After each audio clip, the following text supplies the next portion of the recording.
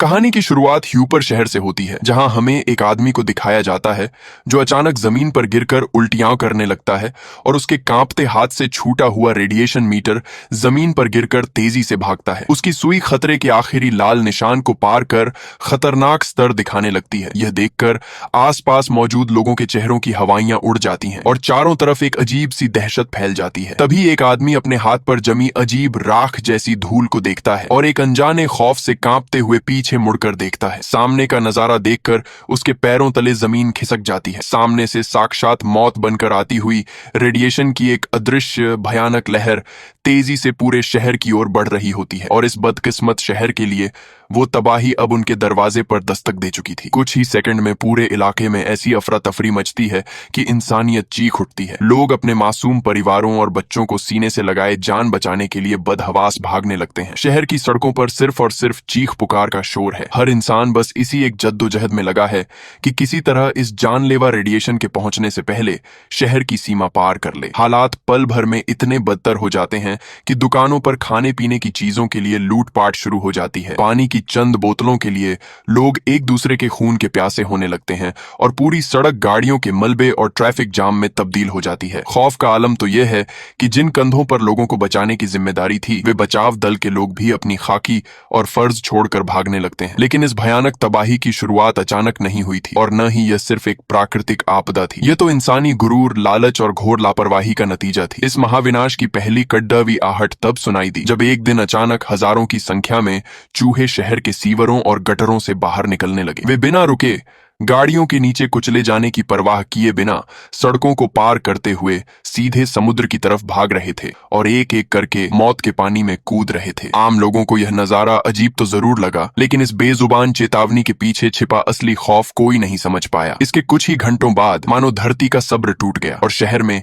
एक भयंकर भूकंप आया। पूरी धरती इस कदर डोलने लगी कि मजबूत इमारतें ताश के पत्तों की तरह हिल गईं और लोग दहशत में चिल्लाते हुए अपने घरों से बाहर निकल आए। इसी अफरा ताफरी के बीच परमाणु बिजली घर के भीतर कंप्यूटर स्क्रीन्स को देख रहे सीनियर इंजीनियर कांग जेन ह्योक की रीढ़ में एक ठंडा एहसास दौड़ जाता है। उसे महसूस होता है कि कुछ बहुत गलत हो चुका है। वह हांफते हुए अपने साथ काम करने वालों से चीख कर कहता है कि तुरंत यहां से बाहर निकलो, लेकिन सत्ता और सुरक्षा के नशे में चूर बाकी कर्मचारी उसे डरपोक समझकर उसका मजाक उड़ाने लगते हैं। वे नहीं जानते थे कि इंसान का लालच कितना अंधा हो सकता है। भूकंप के उस तगड़े झटके की वजह से सीधे रिएक्टर के 57 नंबर वाल्व में एक गहरी दरार आ चुकी थी और उससे कोर को ठंडा रखने वाला तरल पदार्थ तेजी से रिस रहा था। अगर उसी वक्त बिना एक पल गंवाए उस वाल्व को बदल दिया जाता तो शायद इतिहास का यह काला पन्ना पलटने से बच जाता। लेकिन बंद कमरों में बैठे सरकार के कुछ नेताओं और आला अफसरों ने इस खौफनाक खबर को दुनिया से छुपाने का फैसला कर लिया। उन्हें डर था कि अगर परमाणु संयंत्र की खराबी की खबर बाहर लीक हो गई तो पूरे देश में हाहाकार मच जाएगा और उनके सबसे कीमती चुनावी वोटों पर आंच आ जाएगी। अपनी कुर्सियां बचाने की इसी सनक में उन्होंने खुद वहां काम करने वाले कर्मचारियों तक को सच्चाई नहीं बताई। आनन फानन में कुछ मजदूरों को वाल्व ठीक करने के लिए अंदर भेजा गया, लेकिन वे मेहनत बचाने के चक्कर में एक ऐसी गलती कर बैठे जो पूरे देश पर भारी पड्डी डीएचने वाली थी। उन्होंने वाल्व को पूरी तरह बंद कर दिया। इस एक बेवकूफी ने पूरे सिस्टम पर इतना भारी दबाव डाल दिया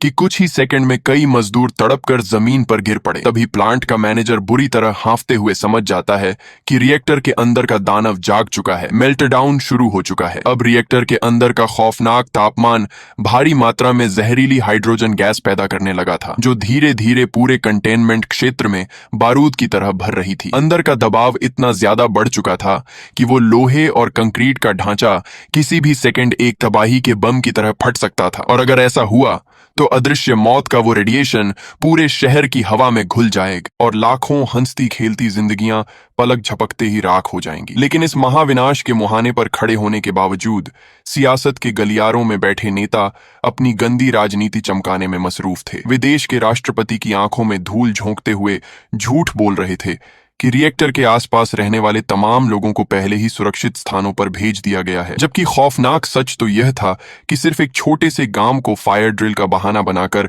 वहां से हटाया गया था और बाकी के पूरे बदकिस्मत शहर को इस आने वाली मौत के बारे में कानों कान खबर तक नहीं थी। उधर उस सुलगते हुए बिजली घर के भीतर मौत को सामने देख कर्मचारी बाहर भागने की कोशिश करते हैं, लेकिन क्रूरता की हद देखिए। बाहर जाने वाला मुख्य लोहे का गेट पूरी तरह लॉक कर दिया गया था। अपनी जान की भीख मांगते हुए वे बड़ी मुश्किल से कंट्रोल बॉक्स को लोहे की रॉड से तोड़ते हैं और गेट खोलते हैं। अभी सभी लोग बाहर कदम रखने ही वाले होते हैं कि एक कान फोड़ देने वाला भयानक धमाका होता है। विस्फोट इतना प्रलयकारी था कि प्लांट के परखच्चे उड़ जाते हैं और जलते हुए भारी पत्थर कई किलोमीटर दूर जाकर मासूम इमारतों पर गिरने लगते हैं। पूरा शहर देखते ही देखते एक मलबे के ढेर में तब्दील हो जाता है। काफी देर बाद जब कांग जेन ह्योक को होश आता है तो उसके सामने का दृश्य किसी साक्षात नरक से कम नहीं था। उसके साथ काम करने वाले कई साथी बुरी तरह झुलस चुके थे। कुछ की चमड़ी इस कदर पिघल चुकी थी कि उनकी पहचान करना भी नामुमकिन था। वह और कुछ घायल कर्मचारी किसी तरह रेंगते हुए बाहर निकलते हैं, लेकिन क्योंकि वे रिएक्टर के सबसे करीब थे इसलिए उन मासूमों के जिस्म पर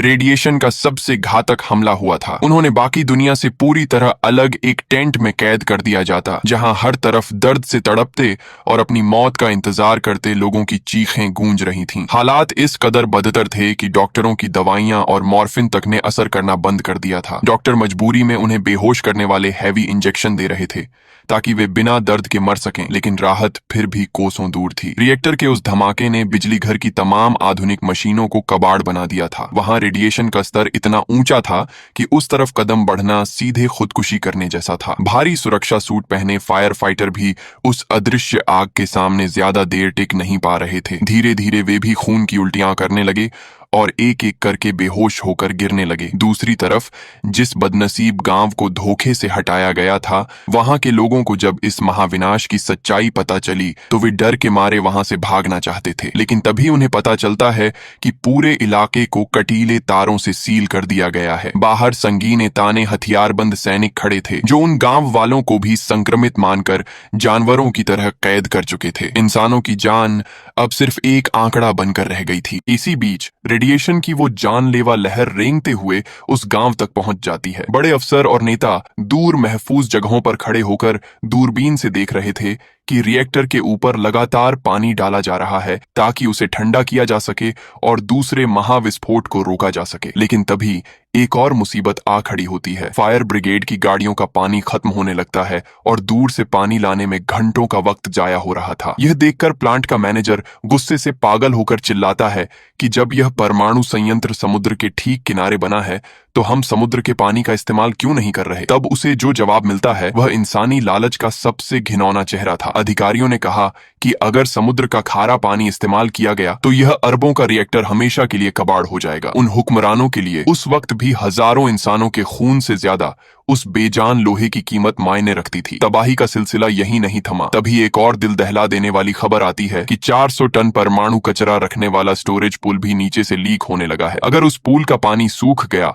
और वो परमाणु पदार्थ खुली हवा के संपर्क में आ गया तो होने वाला दूसरा विस्फोट पहले से भी 100 गुना ज्यादा खतरनाक होगा। उसकी मारक क्षमता 2 परमाणु बमों के बराबर होने वाली थी जो पूरे देश का नामो निशान मिटा सकती थी। इस महासंकट को भांपकर राष्ट्रपति आखिरकार अपने विशेषाधिकार का इस्तेमाल करता है और आदेश देता है कि हेलीकॉप्टरों की मदद से समुद्र का पानी लाकर रिएक्टर पर झोंका जाए। लेकिन समस्या अब काबू से बाहर हो चुकी थी। स्टोरेज पूल का पानी इतनी तेजी से कम हो रहा था कि अब हेलीकॉप्टर भी नाकाफी साबित हो रहे थे। अगर उसे उसी वक्त अंदर जाकर नहीं रोका गया तो यह दूसरा परमाणु विस्फोट सिर्फ इस शहर के लिए नहीं बल्कि पूरी दुनिया के वजूद के लिए खतरा बन जाता। अब केवल एक ही आत्मघाती रास्ता बचा था। किसी को अपनी जान की बाजी लगाकर उस सुलगते हुए नरक के अंदर जाना होगा और उस टूटे हुए पूल की मरम्मत करनी होगी। लेकिन रिएक्टर के अंदर का रेडिएशन इस कदर घातक था कि वहां कदम रखने का मतलब था तड़प तड़प कर मरने की गारंटी। वहां घुटनों तक खौलता हुआ जहरीला और रेडियो एक्टिव तरल पदार्थ भरा हुआ था। जब कोई रास्ता नहीं सूझा तो आखिरकार देश का राष्ट्रपति नेशनल टीवी पर लाइव आता है और पूरे देश के सामने हाथ जोड़कर रोते हुए माफी मांगता है। वह घुटनों पर आकर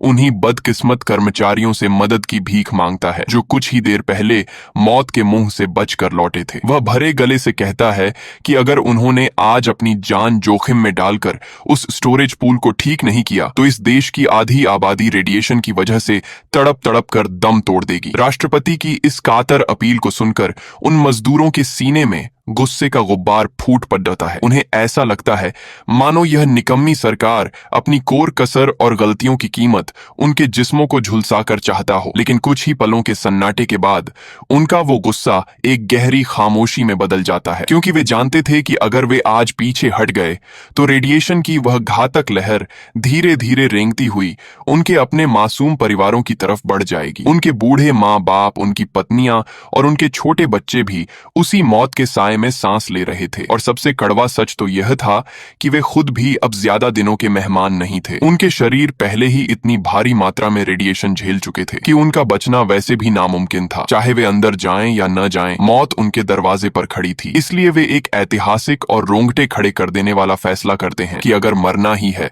तो कायरों की तरह टेंट में तड़प कर क्यों मरे, क्यों न अपने परिवार और आने वाली नस्लों को बचाते हुए एक सैनिक की तरह मरा जाए। सभी मजदूर भारी और दम घोंटने वाले सुरक्षा सूट पहनते हैं। हर आदमी अपनी जेब में दर्द कम करने वाली मॉर्फिन की गोलियां और दवाइयों की एक छोटी बोतल रखता है, ताकि जब रेडिएशन उनके जिस्म को अंदर से पिघलाने लगे तो आखिरी वक्त में उन्हें थोड़ी कम तकलीफ हो। जब उनकी गाड़ी उस तबाह और वीरान हो चुके शहर की सड़कों से गुजरती है तो वे बंद शीशों से बाहर देखते हैं। ये वही शहर था जो कभी बच्चों की किलकारियों और त्योहारों की खुशियों से गूंजता था, लेकिन आज यहाँ सिर्फ काला धुआं, सन्नाटा और बर्बादी का राज था। सभी मजदूर भारी और दम घोंटने वाले सुरक्षा सूट पहनते हैं। हर आदमी अपनी जेब में दर्द कम करने वाली मॉर्फिन की गोलियां और दवाइयों की एक छोटी बोतल रखता है, ताकि जब रेडिएशन उनके जिस्म को अंदर से पिघलाने लगे तो आखिरी वक्त में उन्हें थोड़ी कम तकलीफ हो। जब उनकी गाड़ी उस तबाह और वीरान हो चुके शहर की सड़कों से गुजरती है, कुछ ही देर में उनकी बस दोबारा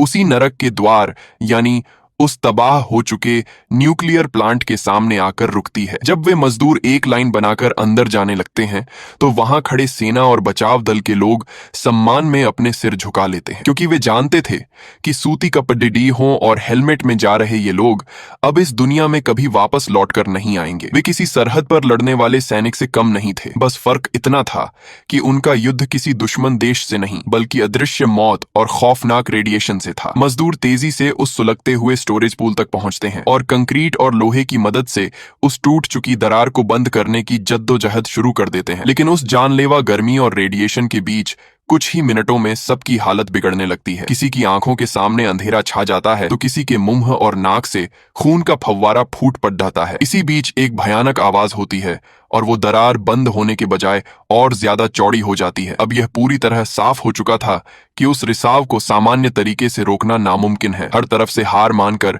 जब सभी मजदूर वापस लौटने की तैयारी करने लगते हैं, तभी जे-ह्योक अचानक सबके रास्ते में खड़ा हो जाता है। उसकी आंखों में एक अजीब सी चमक थी। वह कहता है कि अगर यह दरार बंद नहीं हो सकती तो क्यों न हम इस पूरे हिस्से की छत को ही डायनामाइट से उड़ा दें, क्योंकि अगर ऊपर की भारी कंक्रीट की छत टूटकर नीचे गिर गई तो नीचे का बड़ा हिस्सा पानी जमा करने वाले एक नए टैंक की तरह काम करेगा और परमाणु कचरा कभी हवा के संपर्क में नहीं आ पाएगा। यही एक आखिरी रास्ता था जिससे इस देश को बचाया जा सकता था। लेकिन इस आत्मघाती योजना में सबसे बड़ा पेंच वक्त का था। बम के टाइमर को सेट करना और बाहर का भारी लोहे का दरवाजा वेल्ड करके हमेशा के लिए बंद करना, ये दोनों काम एक ही समय पर होने थे। इसका सीधा और खौफनाक मतलब यह था कि किसी एक इंसान को अंदर ही रुकना होगा जो बम सेट करेगा, और जब बाहर से दरवाजा वेल्ड हो जाएगा तो वह इंसान हमेशा हमेशा के लिए उसी मौत के अंधेरे कुएं में जिंदा दफन हो जाएगा। ये सुनते ही वहां ऐसा सन्नाटा छा जाता है कि सांसों की आवाज भी भारी लगने लगती है। कुछ पलों के बाद जे-ह्योक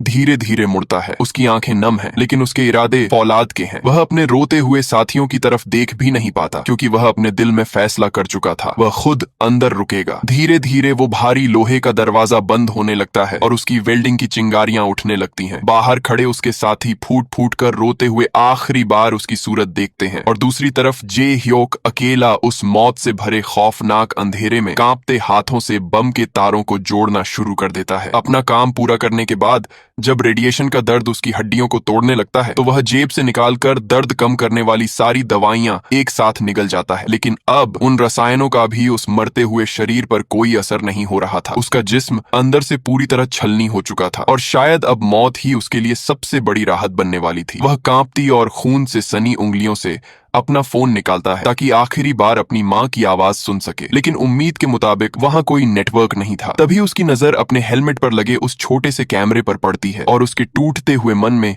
एक आखिरी उम्मीद जागती है। बाहर खड़े इंजीनियर्स और देश के राष्ट्रपति की मदद से उस हेलमेट के कैमरे का लाइव सैटेलाइट प्रसारण सीधे पूरे देश के टीवी चैनल्स पर ऑन कर दिया जाता है। अब पूरा देश, करोड़ों की आबादी अपने घरों और राहत कैंपों के टीवी स्क्रीन पर एक ऐसे लड़के को लाइव देख रही थी जो अगले कुछ ही सेकंड में मरने वाला था, लेकिन फिर भी अपनी आखिरी सांस से दूसरों की जिंदगी की भीख मांग रहा था। अपनी जिंदगी के उन आखिरी लम्हों में फौलाद का वो इंजीनियर अंदर से पूरी तरह टूट जाता है। वह कैमरे के सामने एक छोटे बच्चे की तरह रोते हुए अपनी बूढ़ी माँ से माफी मांगता है कि माँ, मुझे माफ कर देना, मैं कभी तुम्हारा अच्छा बेटा नहीं बन पाया। वह अपनी भाभी का हाथ जोड़कर शुक्रिया अदा करता है और धीरे से कांपते हाथों से ब्लास्ट का बटन दबा देता है। एक जोरदार प्रलयंकारी विस्फोट होता है और पूरी स्क्रीन धुएं और कंक्रीट के मलबे से भर जाती है। इस दिल दहला देने वाले हादसे के कुछ ही समय बाद जे ह्योक को छोड़कर उस रेस्क्यू ऑपरेशन में शामिल लगभग सभी मजदूर भी